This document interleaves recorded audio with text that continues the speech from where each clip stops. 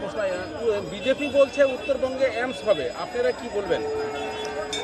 BJP 15 লক্ষ টাকা আসবে এটাও বলেছিলেন, আচ্ছের দিন আएंगे এটাও বলেছিলেন, কালা ধান वापिस आएगा, 2 करोड़ नौकरी होगा, এই সবই বলেছিলেন।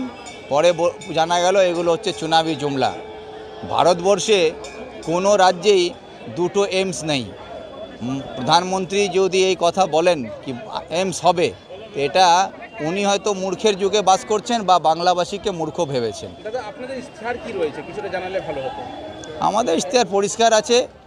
আমরা 5টা ন্যায়ের কথা বলেছি। রাহুল গান্ধীজি যেটা ঘোষণা করেছেন, যুবদের জন্য ন্যায়, মহিলাদের জন্য ন্যায় আছে, কৃষক ন্যায়ের কথা বলেছি, শ্রমিকের ন্যায়ের কথা বলেছি, অংশীদারি ন্যায়ের কথা বলেছি। সেই 5টা ন্যায়ের মধ্যে দিয়ে নতুনভাবে ভারতকে গড়ে তোলা হবে। নতুন সূর্যের আলো ভারত দেখবে ইন্ডিয়া জোটের সরকার হলে। সেখানে মহিলাদের জন্য বছরে 1 লক্ষ টাকা আছে, সেখানে